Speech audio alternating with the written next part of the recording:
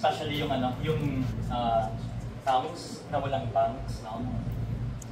Grabe yung pag-receive ng mga people, especially yung masa. So, doon natin makikita na we can always yes, we can always bank than bank. Tama yan. Yeah. In terms of network kasi of branches, ilan na ba yung network natin of branches here at all? Yeah, actually we have 38 branches now. That's both for BDO and BDO Network Bank. And I would like to assume yung po ang pinakamarami sa isang bangko, no, na nandito, BDO, 38 branches. Yeah, actually, Napibigyan po ng mikropono si Sir Cyrus.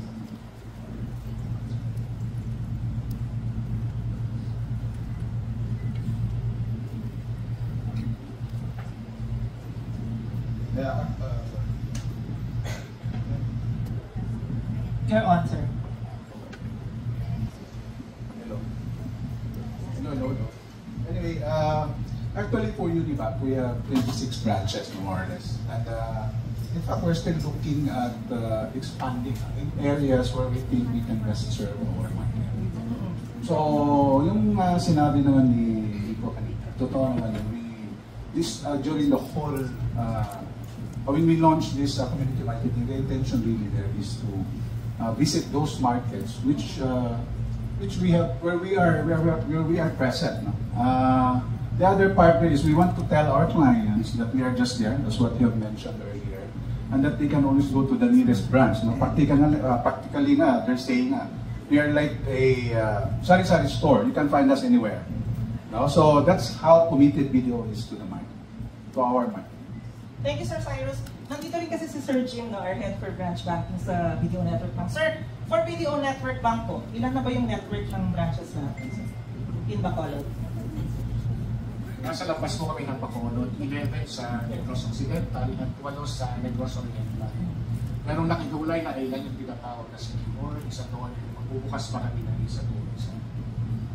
So siguro ang tanong ko sa pareho, Sir Cyrus and Sir Jim, may plano pa ba na magdagdag ng branches? Tumitingin po kami ng mga lugar pa na pwede maservisyohan yung mga kababayan natin dito sa Negros. Pero pag hindi pa ready yung lugar, naghahanap po kami ng mga merchants na pwede mag-extend ng yung cash agad, kami cash agad, para hindi na kailangan bumiyahe sa mga lugar kung nasa ng BDO, nasa ng BDO Network para mag-withdraw na sa bangko. Kasi karamihan sa mga nasa liblib na lugar, ang pamasahin dito, 1 way, 200, 300, malaking bagay ko para sa kanila yun, lalo sa ating mga nasa malalayong lugar.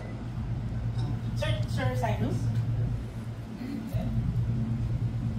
Well, kami naman, we're assessing. In fact, our very own president has been encouraging us really to expand. Kasi nga, we want to be sensitive to the market. If we feel that the market in, let's say, in Bacolod, we feel that there's still a need for us to expand. There's no stopping us from expanding. There's no limit actually. We just listen, we observe the market, and if we feel we need to open up a new one, we open. So marami pang pwedeng abangan, Sir, from BDO and BDO Network Bank in terms of branch expansion. Balik lang ako sa iyo, Miko. Nabanggit nila kasi yung expansion, no? Continuous expansion natin. Ano ba sa tingin mo yung presensya natin in Bacolod? Ano yung impact nun sa'yo kahit mga Yeah, actually, very big yung impact natin. No?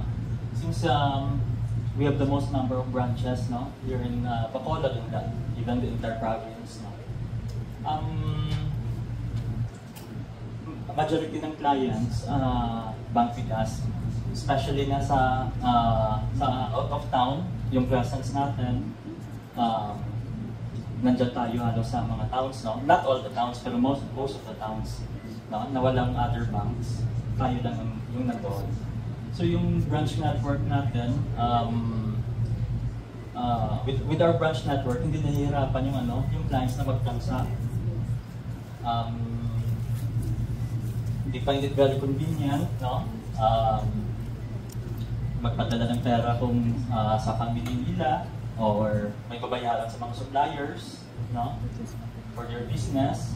So madali lang talaga. And then because as I said earlier, no, na we have 38 branches, no? 14 BDO branches in Bacolod, and 1 network bank, and also 12 out-of-town branches in Negros Occidental, and 11 network bank branches. So BDO has invested heavily dito sa ano natin, sa local economy. Alam mo, share ko lang, meron din akong insight na nakuha na. Sabi nga nila kapag, kasi sabi na pag may Jollibee o McDo, boom na yung local economy. Pero pag may BDO branch din, nagsisignify din siya na ang lakas na ng economy sa isang lugar. So, puntahan naman natin yung, kasi tingnan na tayo for the branches, no, sa branch network. Pero, at the same time, we're also expanding yung digital innovation sa loob ng branches. Ginagawa natin yan kasi we want to give more ease and convenience to our customers. Miko, kwento mo naman lahat ng mga bagong makikita ng mga customers sa loob ng branches pagdating sa digital. We'll be encouraging our clients, no, to go digital. No? So, our initiatives now, no, we have the SAM, or the Service Assist Machine, no, which allows clients to digitally transact, no, encode your transactions, no, instead of filling out the traditional forms. No. And then we have the online branch booking, which enables our client to schedule their branch visits ahead and enter their transaction details, no, even before they reach the bank. Nakaplano na nila yung schedule. And then, sa online branch banking, no, online branch booking pala, you schedule na lang yung branch visit mo. No? Example, you're going to the bank at yung free time mo is at 2 o'clock. Then, you have to encode in your cell phone lang, no, that you're going to the bank at 2 o'clock. At the same time, na-encode mo na yung transactions mo. No? Once you reach the branch, all you have to do is scan your cell phone, and then yung Q ticket mo lalabas na, and then present mo na lang sa counter. And then we also have the online account opening, which makes it easy for clients to open an account anywhere, anytime, and no need to visit the branch to open the account. Also, we have the Universal Machine, which is our latest innovation, which allows clients to do transactions like updating your smart passbook, withdraw and deposit, and then deposit checks, no, and do other transactions without lining to the counter. Thank you, Nico. Tanong ko lang, sa mga media blogger guests natin, na-experience nyo na yung digital innovation sa loob ng branch? Yeah. Ano yung mga nagamit nyo na? Ha? Appointment. Appointment. Ang bilis, no? Yeah. Tuwa ka, di ba? Yes. Kasi ang dami mo nagawa. Kunyari kung pupunta ka sa BDO, tapos gusto mo rin mamasyal sa SM, mabilis na for you kasi one-stop shop, di ba? Thank you, Miko. Siyempre, iduduktuhan ko lang. Kung napapansin niyo pag pumunta kayo sa branches, makikita niyo yung mukha ni Alden. Kasi si Alden ang bago naming endorser for Go Digital. So, kung pumunta kayo sa branches, pwede kayo magpa-picture with Alden. Kasi nakaganon siya, so tungad niya ng card niya para one card card. Miko, thank you. Thank you for the insights. Balikan ka namin mamaya for the Q&A. So, this time naman, Sir Carlo for Cash Management Services. Hello, sir. Good morning. Good morning, everyone. Sir, siguro for starter lang, ano ba talaga yung cash management services? And paano nito sinusuportahan yung mga businesses of all sizes from small enterprises to large? Yes, thank you and welcome to all of our guests this morning. Ang cash management kasi pag sinabing cash management, iba-iba yung interpretasyon kung ano yun compared to what people believe it is versus what we of course offer. To simplify what cash management is, it's basically our services para sa mga businesses. Ito po yung mga produkto na nakakatulong sa pagbayad at pagkolekta ng pera para yung business nyo on the day-to-day basis will continue to operate, or what we would call nga an operating account. So ang cash management po, ang target namin is small, medium businesses all the way to large corporates. And our product set is composed of both physical and digital products, which include, for example, over-the-counter deposits, bills payment, cash collection, cash deposit machine, all the way to electronic payments and receipts via InstaPay, PesoNet, or through our other channels, through either our mobile banking app or through our business account banking. So ang main objective po ng cash management is to help businesses make the operation of their cash flow a lot easier. Kasi po, as any business, there's always cash in, yung mga kinokolekta nyo po para from your mga customers ninyo, at meron din kayong binabayaran ng mga suppliers. And most cases, iba-iba po yung requirements nila. Baka yung supplier nyo gusto cheque lang ang nakukuha, or gusto nila cash ang pagbayad, or at the same time, kayo naman po, dun sa mga kliyente nyo, gusto nyo na mas madali, digital na lang, paki-deposit na lang po sa account namin yan para ma-reconcile namin po yung bayad nyo. And then in addition to that, we also have products that help our clients operate and make the payments better. So what does that mean for their internal purposes? Products like payroll, para mapadali po yung pagbayad ng sweldo sa mga tao ninyo, na pwede pong may kasama pong ATM yan, may kasama pong account yan, para electronic ang pagbayad po ng sweldo diretso, 15 or 30th, plus may mga additional financial services din na kasama doon sa payroll, like built-in insurance, or the ability also to offer cash card, credit card, and other consumer products. So yung produkto pa ng cash management really goes beyond just business-to-business transactions, but it really aims to make the life of our business customers easier. Kasi kung siyempre startup po kayo, ang kailangan nyo baka basic payments and collections, but as you grow as a business, we want to make sure that our products also meet you where you are in terms of the complexity of the products that you do. Which is why ang product set namin is comprehensive, both handling physical, cash and check, all the way to digital and electronic payments. Doon pa lang sa slide, no, makikita nyo yung menu of services ng CMS. Sobrang dami, so talagang depende sa pangangailangan ng businesses. Sir Carlo, cash management has been actively participating sa community marketing, no? And I understand yesterday you held SME forum for the clients. That's correct. Baka pwede ka magkwento about perception? So, as what Hani mentioned, our goal really in video is to further deepen the relationship with every community that we operate in. Sa business side po, dito sa cash management, ang goal namin naman is to ensure na integrated din yung BDO din sa small businesses that we offer. So, in the past week, we actually handled 2 SME forums. These are focused on entrepreneurs that are either starting out or have been in business for a few years now.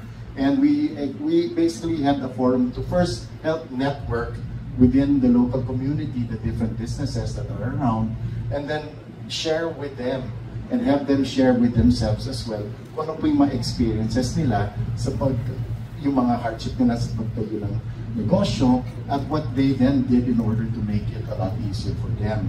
And then kami po sa PDO, upon hearing of course where the different requirements are specific po sa collection and payment, we of course also share best practices, kung ano po yung nakikita namin na ginagawa ng mga ibang mga businesses sa iba-ibang lugar or similar businesses dun sa industriya kung saan po yung mga attendees po namin na galing, and we share with them what their peers are doing to help improve the way they collect. For example, payroll. Karamihan ng mga tao, pag nagsa-start out po, kinokolekta pa rin or nagbabayad po ng payroll na cash. So nalagay po sa sobre, nagpupunta sa branch, kinukuha ng cash the day before, kino-compute po lahat ng mga kailangang bayaran, including SSS, BIR, at PhilHealth, tapos nalagay yung pera sa sobre. Tapos on payday, nakapila po lahat. At doon po nagdidistribute ng pera.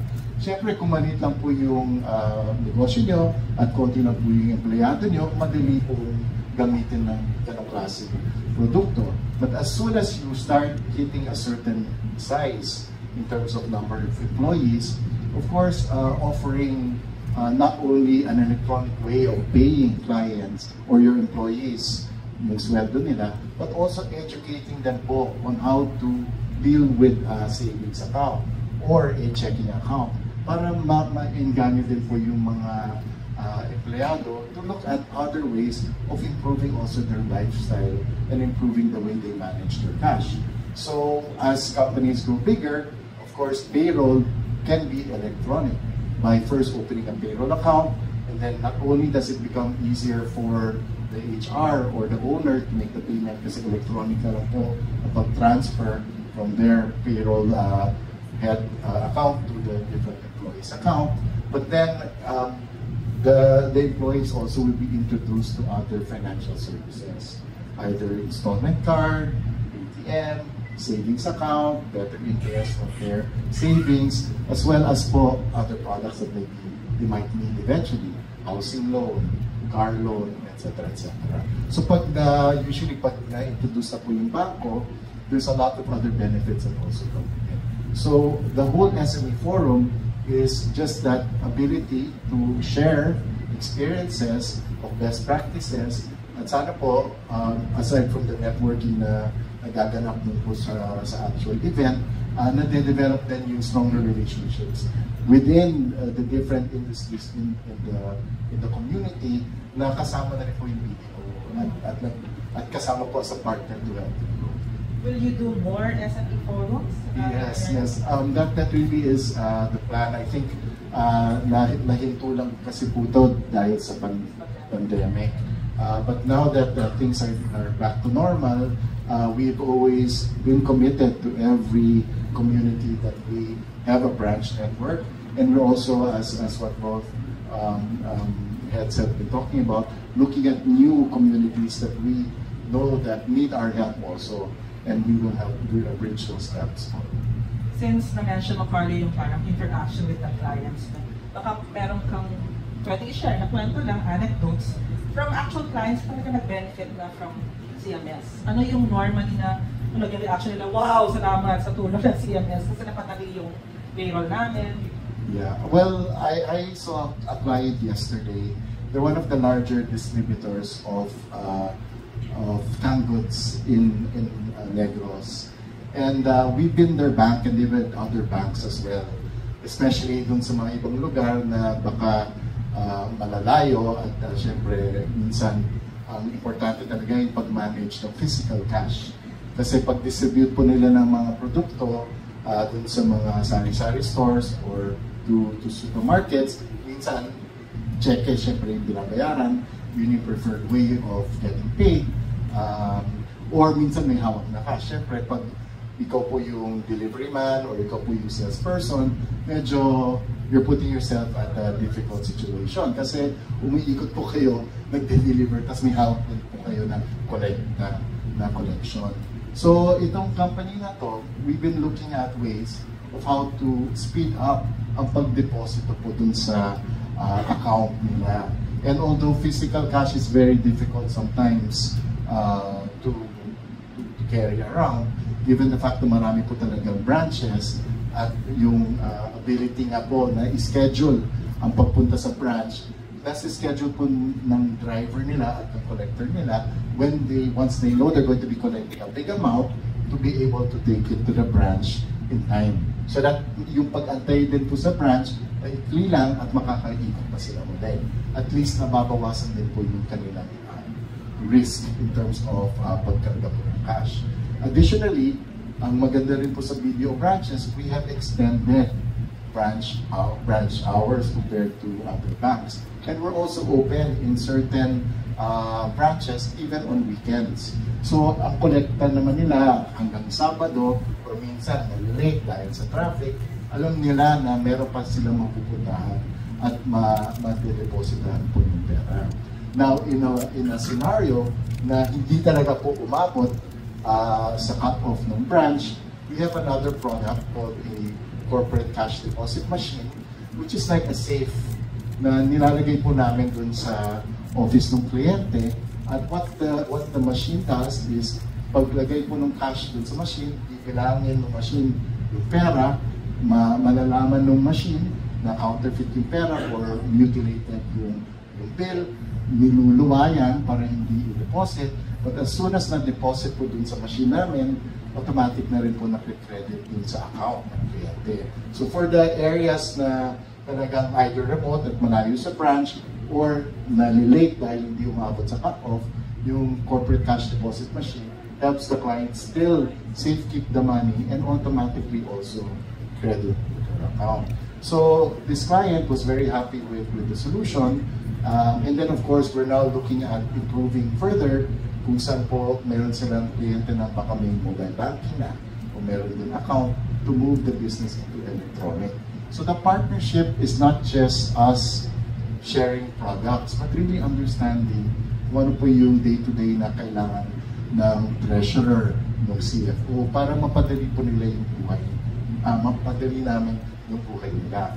And then maybe the only other thing that has been a really, really good help, aside from the reporting we give, which helps speed up yung reconciliation po nila ng accounts payable and accounts receivable, going back to payroll, the payroll product we offer with all of the other built-in benefits like life insurance or installment card adds more benefits also to their HR for their employees, which help retain yung empleyado kasi nagkakaroon tuloy sila ng additional life insurance, accident insurance na baka other companies na mga competitors nila don't offer. So we really listen to what our clients need to help keep their business afloat and help them grow. Full package. That's right.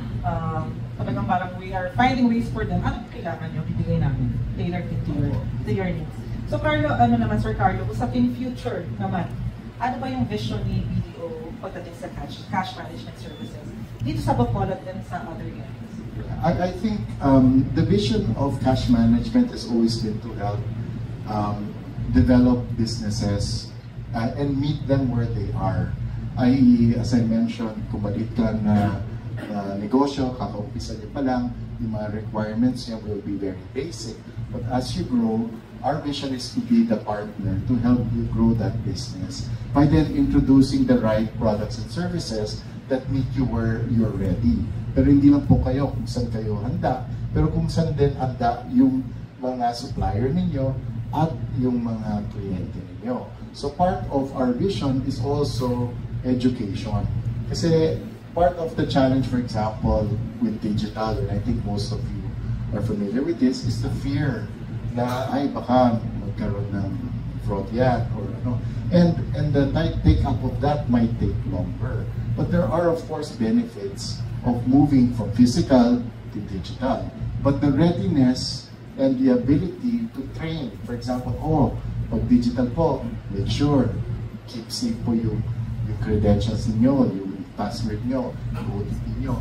As soon as people realize ano ba yung risk, at ano yung control at na-educate nila, mas nagiging safe yung proseso and mas nagiging efficient ang pag-process din ng cash. So our commitment has always been to meet where our clients are.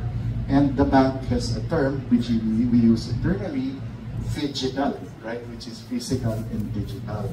And the experience that we want the clients to have is regardless of where you are in that journey, whether that be a physical or a digital journey, interchangeable po yan. And the bank will be able to pick up an instruction in whatever manner and process it and continue it to completion.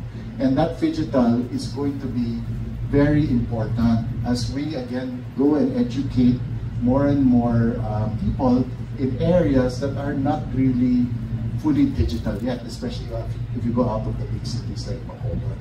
So we are committed on that networking of being there and of course making sure that we educate people where we can, but at the same time we continue to also be aware of where the future of cash management is, really where the new technologies are taking us, how to make life easier, and as we invest and build into more apps, more capabilities, maybe more systems that we can give our clients, like HR, processing systems, cash flow, forecasting systems. We continue to further teach our clients to be more efficient in their operating cash and cash flow.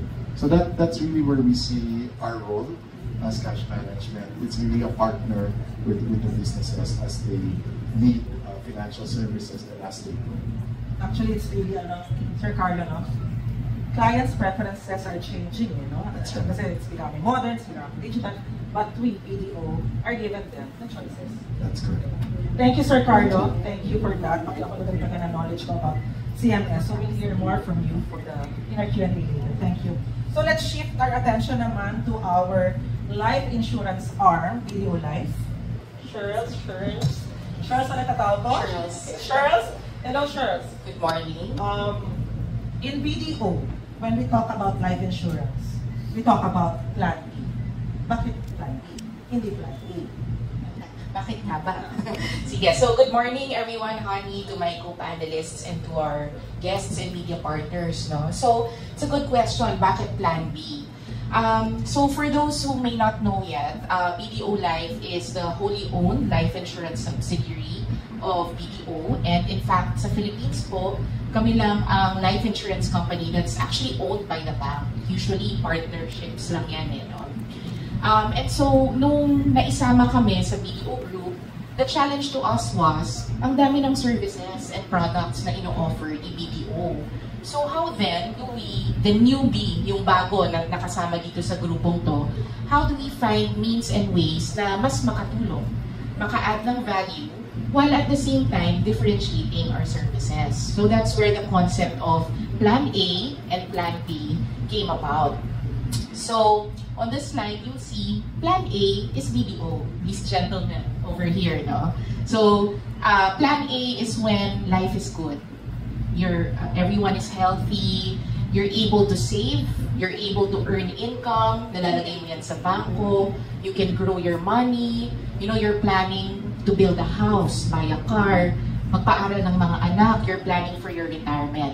But that all assumes na yung breadwinner is well and alive and able to continue earning. But as we know, siguro lahat tayo dito, we all came out of the pandemic, Baka we've personally experienced loss, or if not a personal experience, baka may kakilala tayo na nag-pass away. And we realize na life is uncertain. So when life is uncertain, that's where the Plan B, BDO Life, comes in.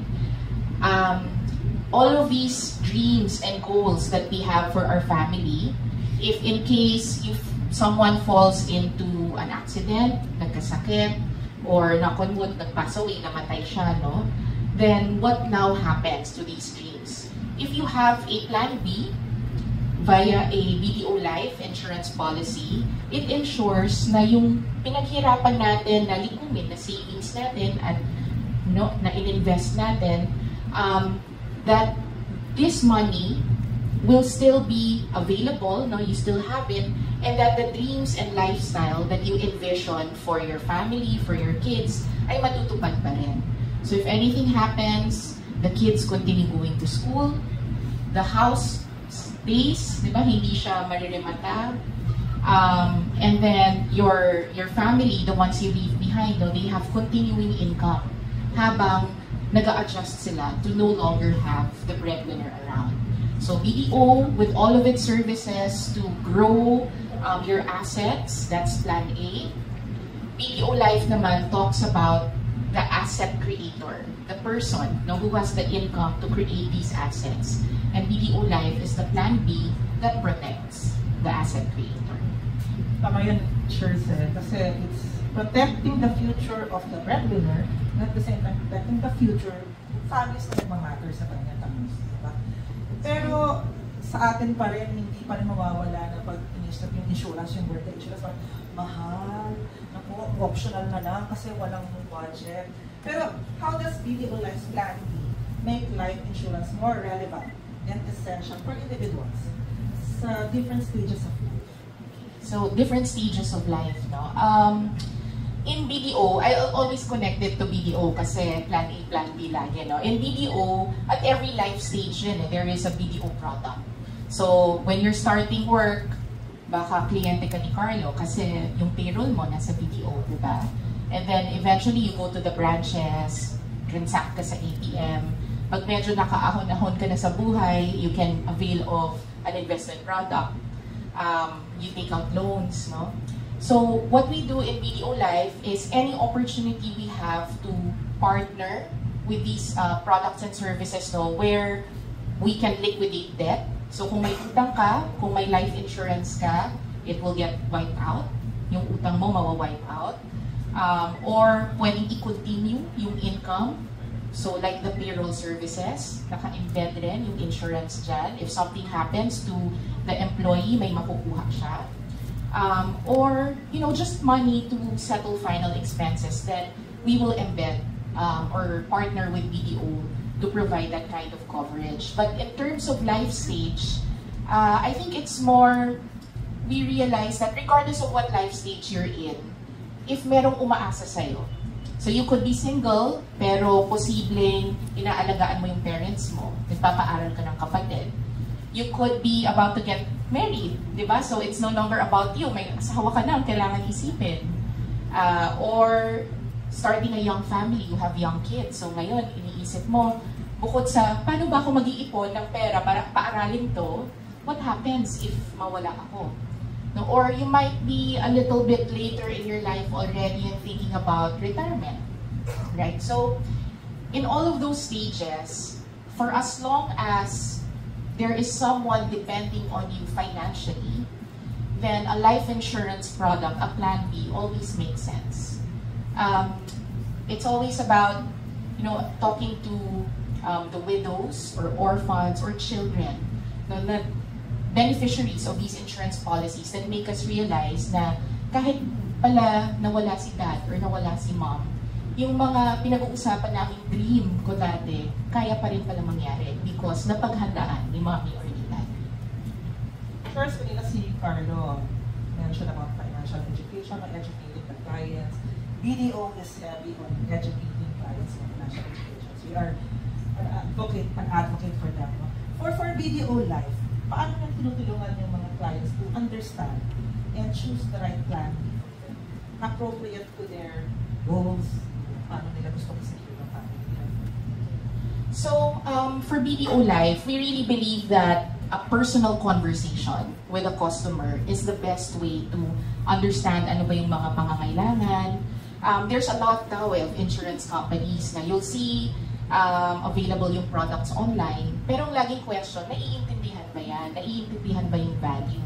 So, to answer Honey's question, kanina nabanggit that there are, I think, 26 BDO branches here in Bacolod. So we also have financial advisors assigned to these different BDO branches. So when you walk into a branch, you could be asked, "Sir, may plan B ka na ba?"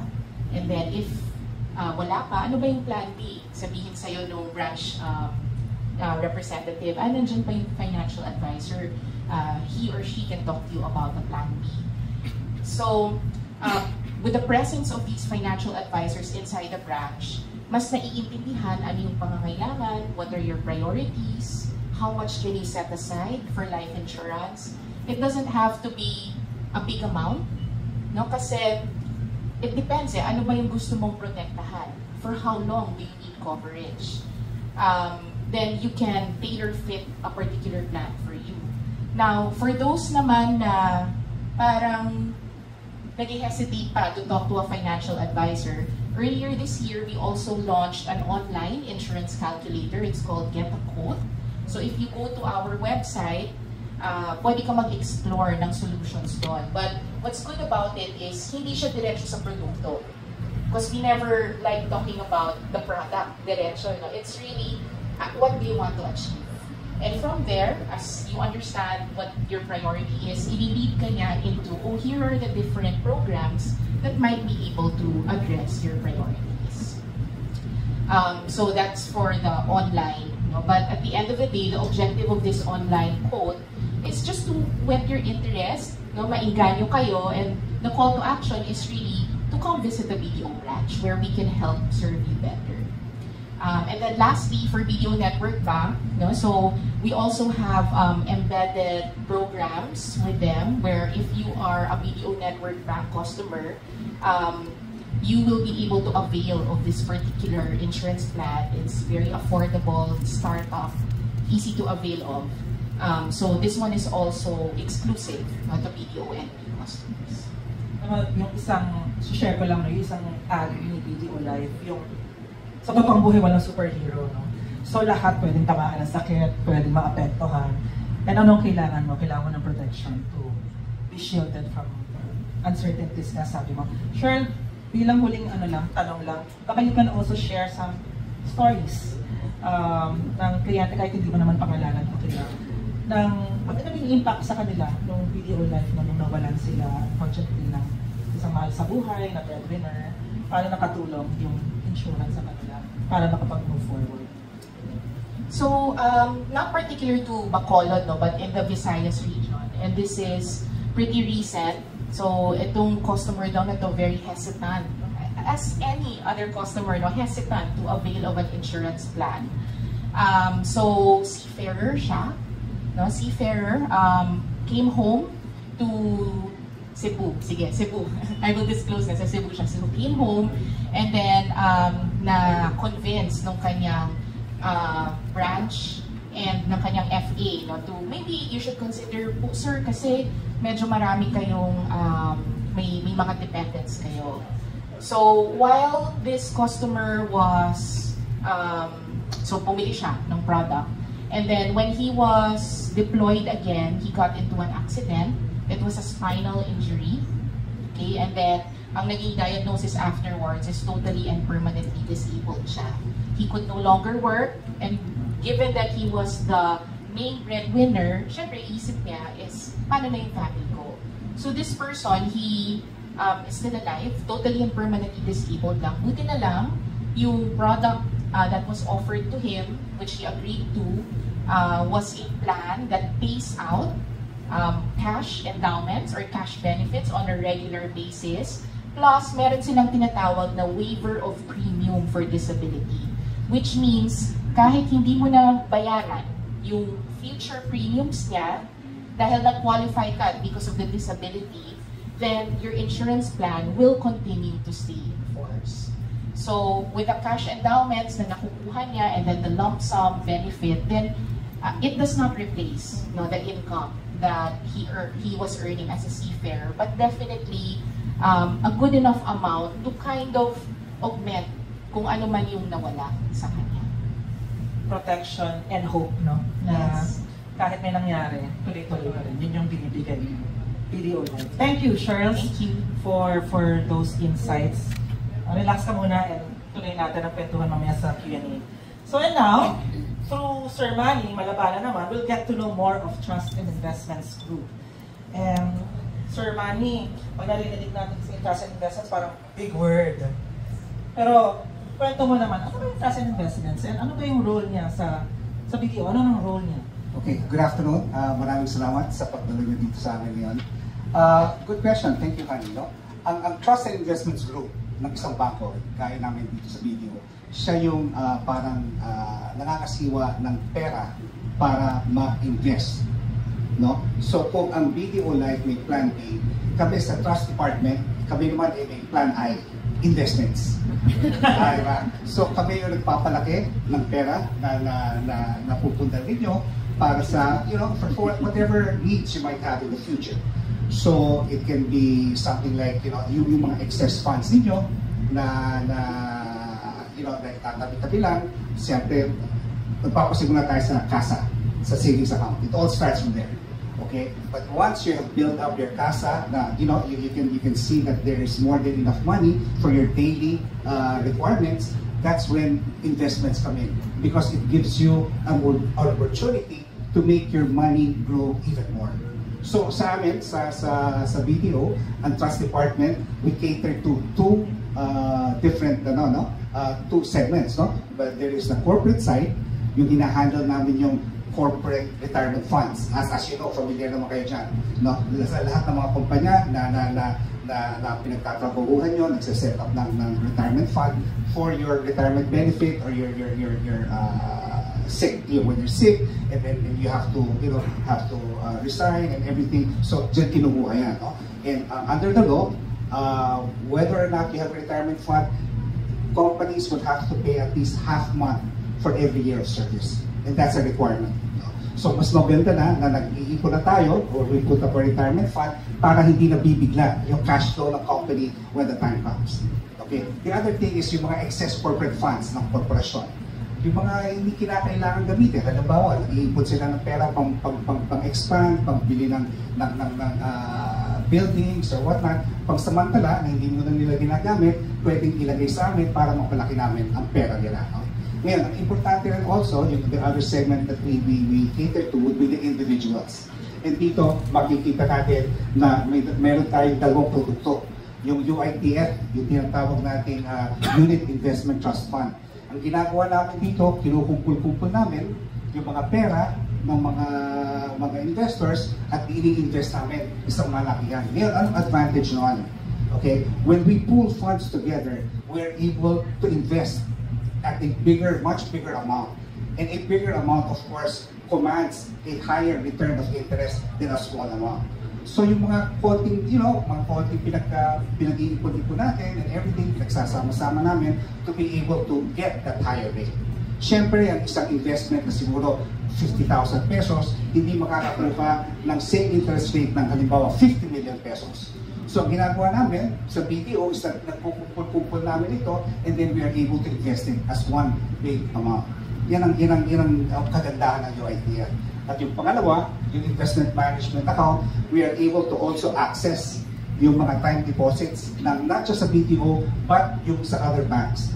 Kasi sa amin sa trust, we are obligated and part of our fiduciary duty to make sure that we are able to give the highest return, okay, at a particular time, okay, for our clients. So hindi lang kami, of course, kung namamatch sa BDO, we'll keep it sa BDO. Pero kung hindi naman, we look at other banks to be able to invest these funds, no, for the individual. Now, going to the next slide, you will see na madali lang mag-invest eh. Okay? All you have to do is go to the branch, okay? And then, doon sa branch, itatanong sa inyo, ano ba ang inyong risk profile? At sa amin, very important yan. Yung mga kliyente namin, iba't-iba. Merong ibang kliyente na gusto safety lang. Ibig sabihin, at all cost, kahit anong mangyari, gusto ko, sigurado lang and everything. So, ibig sabihin, very conservative. So, yan, meron kami dalawang UITFs that answer to that particular requirement, no? Which is the Peso Money Market Fund at saka yung aming Peso Short-Term Fund. Okay, so yan. At yung kabila naman, yung mga more adventurous na gustong talagang growth ng tintinan, hindi kinakailangan ng pera for the next 5 years, no? Doon namin nilalagay sa aming equity fund.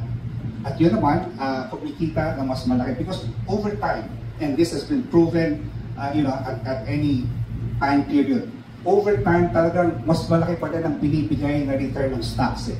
Ngayon nakikita nyo, biglang bumagsak ang stock market natin. Bakit? Okay? It's because yung peso natin medyo nag-depreciate versus the dollar because of certain geopolitical things, especially yung development sa US. Nanalo ang papasok ng presidente ng US, ang gusto niya, malakas ang dollar. Anong ibig sabihin nun? Pag malakas ang dollar, mahina ang peso. Pag mahina ang peso, siyempre, yung mga nag-i-invest, banyaga, nagpo-pull out ng pera sa atin kasi puro peso sa investment sila. Pero temporary lang yun.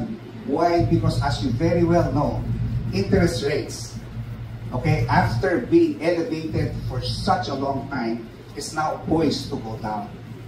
Okay, why? Because yung inflation, okay, yung presyo ng pagbibili natin ng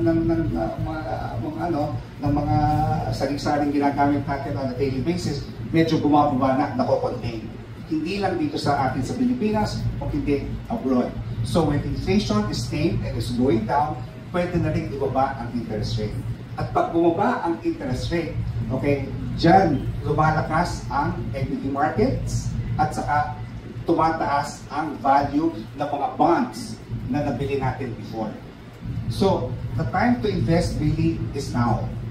Bago tuluyang bumaba ang interest rate. Kasi pag bumaba na ang interest rate, yan, dyan yung hindi na kayo makakalakin doon sa mataas na rate na nakukuha na natin ngayon. So that's basically what trust is all about. It's all about investments. It's all about making your money grow over and above what you have sa casa. And we cater both to the corporate side of our business and of course sa retail. Natutuwa ako, alam ko dito sa Negros, you are so married to the sugar industry. And I am very pleased to find out, no, coming over here, that the price of sugar has been on an uptrend ever since COVID, no, because of yung supply constraints and all that brought about by COVID, and now because nagkakaroon nga ng climate change, nagkakaroon ng drought sa ibang countries like Brazil and Thailand, no, where you have all these sugar plantations, and of course here in the Philippines, na malakas kayo dito sa Negros. So, pagtaas ng presyo ng sugar, I'm sure marami kayong excess funds. Diyan kami pumapasok. Yung excess funds na yun ang pwede namin invest para sa inyo para lumaki pa na mas lalo. Yeah? Okay. Thank you. Wala na ako itatanong sa'yo. Sir, yung investment appetite before, syempre, iba na compared to ngayon. No? And you mentioned interest rates are poised to go down. Yes. How would that impact on the overall appetite for investments? Okay, thank you for that question. No? So, pag bumababa ang interest rates, okay, ang nagiging mas attractive na investment, okay? Kasi dati-dati, mataas ang interest rate, time deposit lang tayo ng time deposit. Ngayon, bababa na ang interest rate. So, yung mga time deposit dati na medyo mataas, hindi magiging kasi taas. So, ang ginagawa namin sa investments na sa UITF is that we are able to lock in ngayon yung mga high rates. So, pagbaba ng interest rate, yung value ng bonds na yon, okay, tataas. Because of the, hindi ko na sasabihin sa inyo yung inverse relationship ng dollar peso. Bottom line, pagbaba ng interest rate, okay, yung bonds na pinanghahawakan namin, tataas sa value. Okay, so ibig sabihin nun, mas lalaki ang inyong earnings, no, over time. At the other thing nga is, as I said, pag hindi na masyadong attractive ang investment sa bonds or yung sa tinatawag natin fixed income, nagiging mas attractive yung equities. Pero yan para sa mga mas adventurous, yung risk appetite medyo mataas. So again, no, and thanks for that question, Fanny. The thing there is, tatanong nyo, when is the right time to invest? And again, I cannot overemphasize this, it's now, before interest rates really start going down in a very big and very big way, both in the States and here in the Philippines. Yes? Parang hindi natin kakampi ang interest rates pagdating sa investments, no? Correct. Just to simplify it, no? That's right. Sir, gaano kadali bumili or mag-invest sa UITF? Okay. Yes. Thank you for that question. Actually, ang kailangan lang nyo gawin, pumunta kayo sa branch, any branch ng BDO. Ang unang-unang gagawin sa inyo is that itatanong sa inyo, meron kami mga forms para malaman kung ano yung inyong risk appetite. Importante yun, as I mentioned a while ago. And once we're able to determine that, our marketing officers will be able to tell you ano yung ang top or what is the product that will suit your risk appetite. Okay, we have over 20 different UITFs, and you can just imagine the whole wide the wide spectrum of different UITFs that answers to and caters rather to each and every risk type that you have, from the very conservative to the more adventurous. So to answer the short answer to the question is just go to the branch, okay, and they will see what your risk appetite is, and then we will be able to match it with whatever UITS we have there. Now, the initial contribution or the initial amount lang is as low as 10,000 pesos. With 10,000 pesos, you would be able to earn the equivalent of maybe an investment that is as much as 50 to even 100 million. Why? Because as I said earlier, we pull them together to be able to get the highest rate that we can get, which is available at that period of time. Sir, particularly interested to know yung EIP, kasi yan yung mas retail. Correct. Baka you want to discuss it something. Meron din kami tinatawag na Easy Investment Plan. Itong Easy Investment Plan na to, hindi na kayo kailangan well, of course, kailangan muna pumunta sa branch para makita kung anong klaseng UITF ang kailangan sa inyo. Pero yung Easy Investment Plan, ang ginagawa namin, every month, automatic na dinedebit yung inyong savings account or your current account, para ma-invest dito sa aming Easy Investment Plan. Kaya namin sinasabing Easy Investment Plan, hindi na kayo kailangan pumunta sa branch again. After that, every month, kakaltasan na kayo ng as low as 1,000 pesos a month para lumaki yung inyong pera. So parang it's forced savings. And this is very, very important, lalo na sa mga uncertain times like this. Like, who would have thought in our lifetime na, we'll get to live and survive COVID? I mean, di ba, parang pinapanood lang natin sa mga sine, di ba? Sa Hollywood, yung outbreak, di ba? Yung sino nakapanood sa inyo, no? Yung outbreak, who would have thought that, we would live through that? So, we are all survivors. And just like that, that's what you call a black swan event. Ang black swan, kasi ang mga swan, usually puti yan eh. Pag tinawag na black swan, ito yung mga events na yung kakaiba talaga, yung extraordinary. Extraordinary, yeah? So it was a black swan event, and those were the times that talaga kailangan ninyo na may savings kayo. Okay? Kasi kung hindi, wala.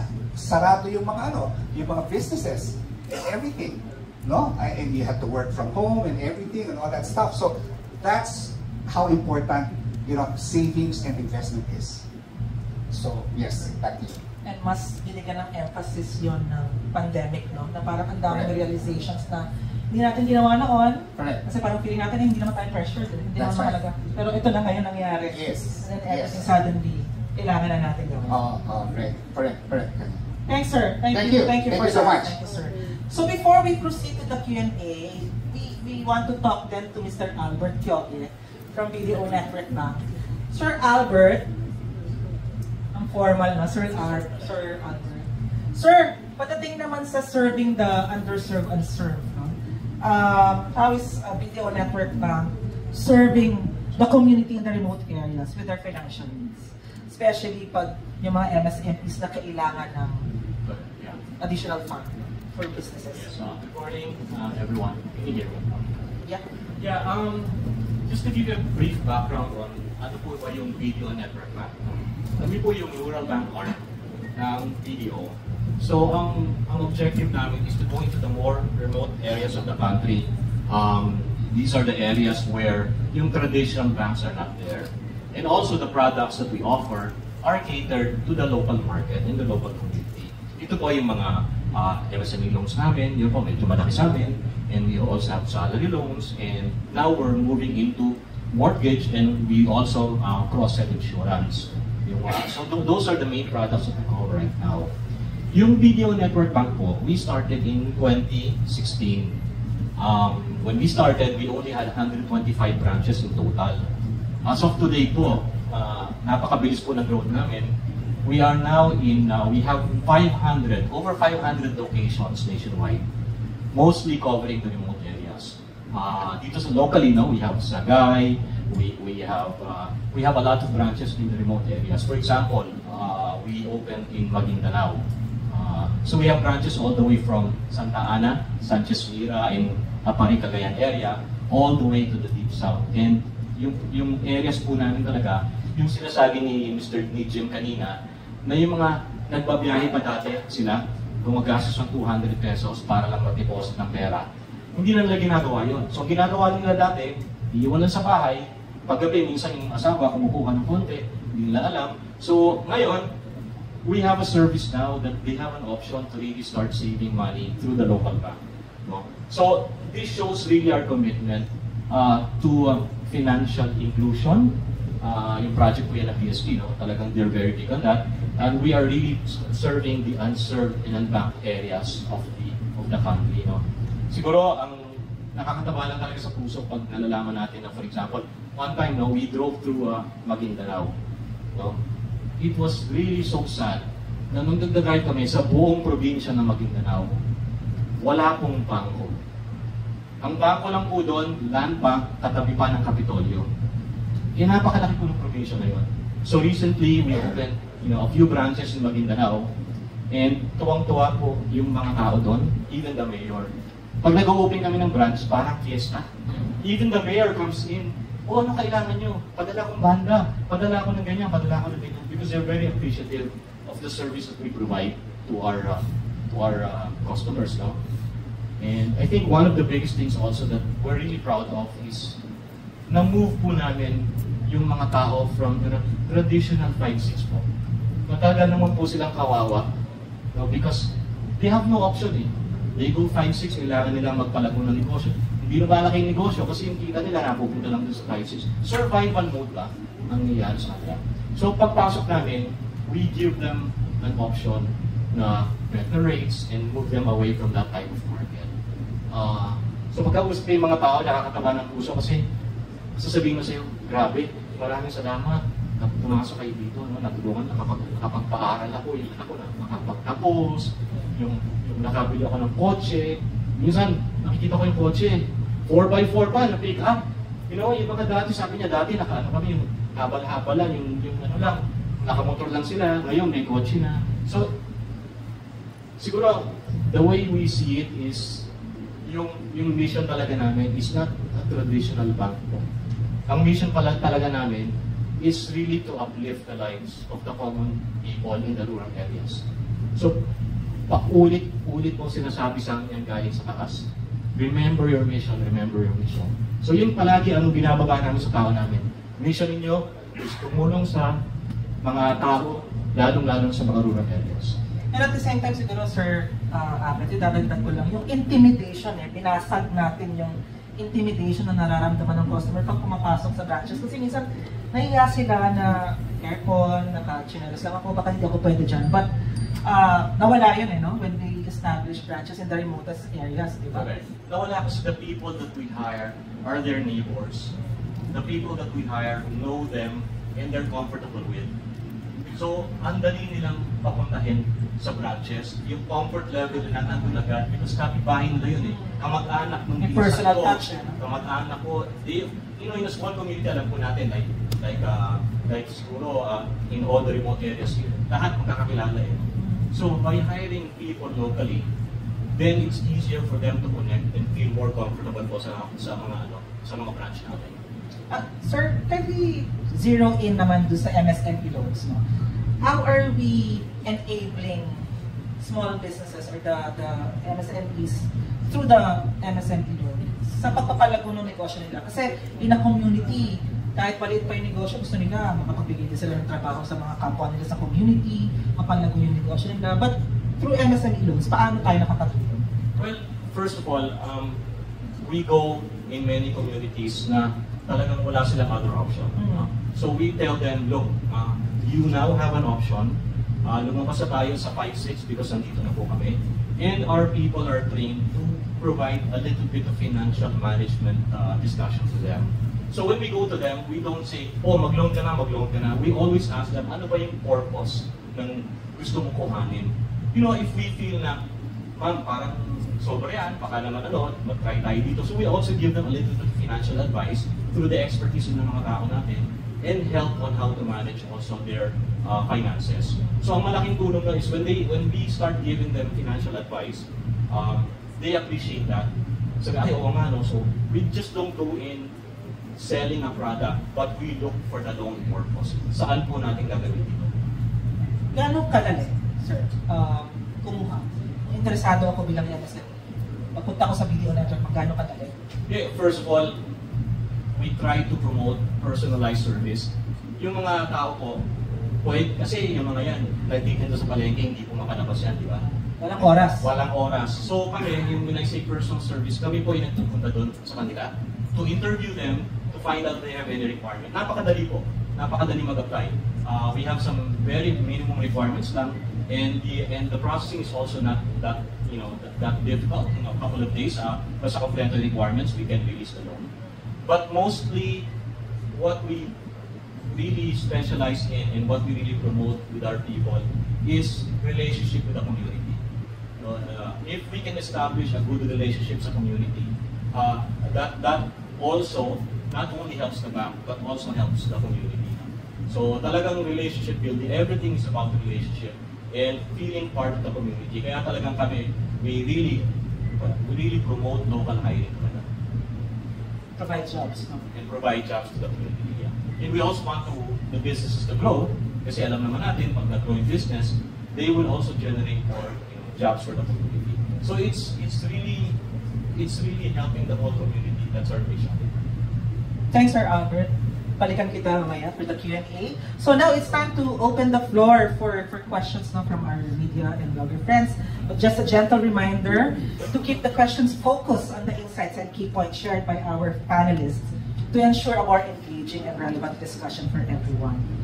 Salamat po. So may mga umiikot na, may nakuha tayong questions. Bilis, ano? Okay.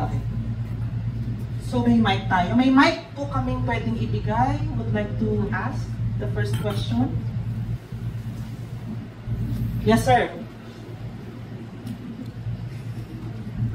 Sir, paki-identify po. I'm Julius Maravelas of DLX News. Good morning, sir. I'm very impressed with your products presented, but of course, at the end of the day, it's a question of cashing. So, ilang bagay, of course, yung live plans, I don't know if reporters are qualified kasi medyo maikli yung lifespan namin eh. Wag naman po. Wag naman.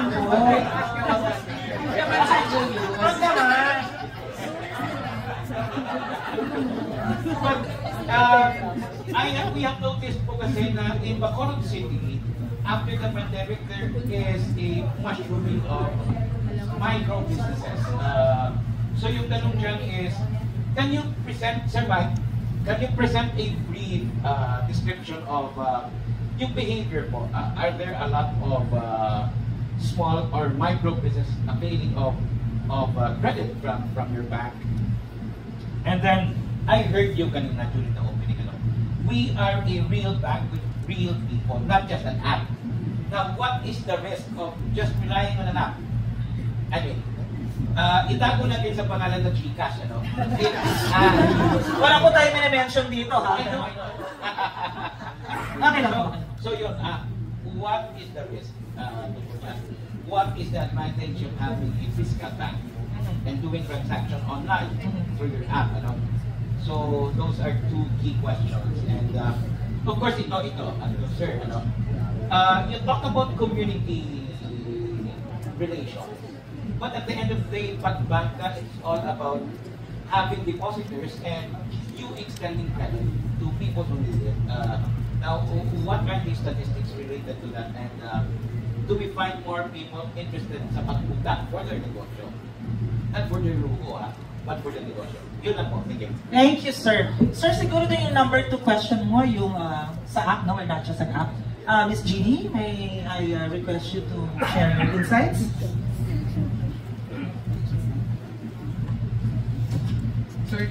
Sir Jules, nakaka-relate ako sa inyo kasi ang market na pinakausap namin ay getting the remittance business, yung mga pamilya ng OFW.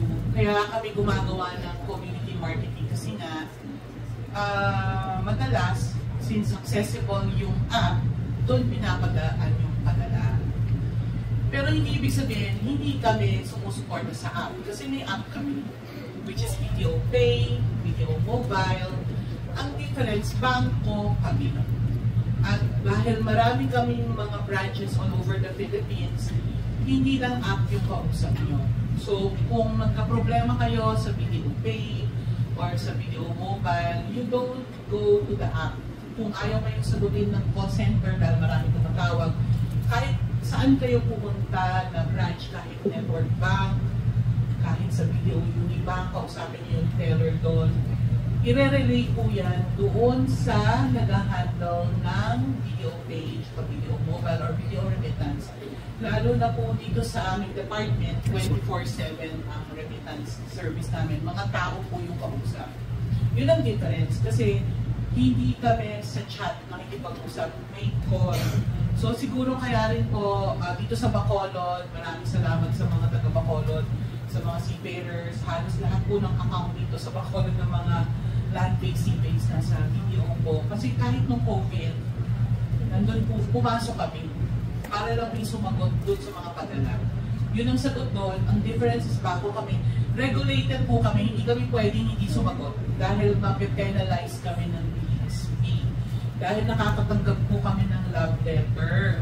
Pagka po may nag-complain na hindi nila nakuha yung pera or ang delay na tagal na, nakakatanggap po kami ng love letter kasi covered po kami, regulated kami ng BSP at mahigpit po yan.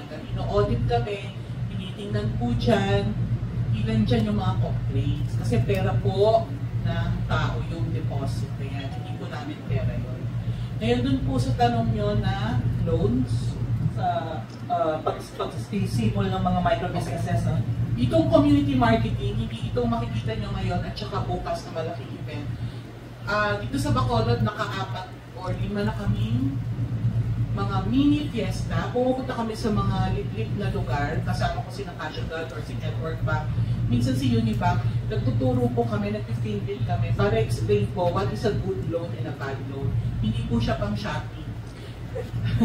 Marami na po kami na-release ng mga loans para sa mga kabayan na walang collateral kasi meron na po silang deposit through the Kabayan Savings. And dahil yung programa po ng Network Bank is to provide loans para pag-augment or mag-umpisa ng negosyo, marami na po kaming na-release na pagka nag-qualify ka doon, makakareceive po kayo ng text. At kung, kasi ibig sabihin doon sa analytics, ay nag-qualify to kasi ilang taon na nagpapadala. Kahit walang naman yung account, 0 pero nagpapadala. Malaki yung chance na magkaroon ng loan. Ngayon, kung hindi naman siya qualified doon at nabalitaan niya, pumunta lang po siya sa Network Bank or sa Unibank, mag-submit, itignan po yung record ng credit group namin, baka pwede.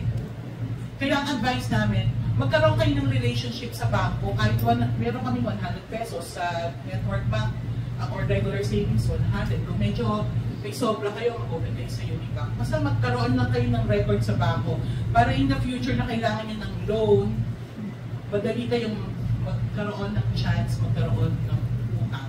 Yun po yung tinuturo namin sa mga barangay level. Kasama ko rin sinaabit, pupunta naman sa mga teachers. So meron po kami doon. Kaya nakikita nyo po yung mga nakadilaw. Sinusuyod po namin ang buong Negros. Nanggaling kami sa Lawag and Bigan and Baguio, San Fernando, La Union 2-3 months ago. So yan, sa Bacolod po kami ngayon. Sa Negros pala. Hindi lang kami na sa Bacolod, sa buong Negros. Yun po. Thank you, Ms. Jean. Sir Abet, gusto mong dagdagan yung tungkol sa micro-businesses, microfinancing? I think well, first of all, the government now is very big on micro businesses. No? So we are partnered to also with DDI. So we do, in fact, next week we will have a meeting with them to see how we can help. So talagang yung drive namin is to really help the small businesses thrive and grow. I think the second part of it is what's important here is yung mga bagong negosyo, we also teach them yung proper record keeping. Because syempre, sa bank, importante rin na meron tayong record keeping para ma-validate namin yung sales na yun. So you may not be qualified now, but tuturuan namin kayo paano kayo ma-qualify in the future. So that's the service we also provide. We're not only looking at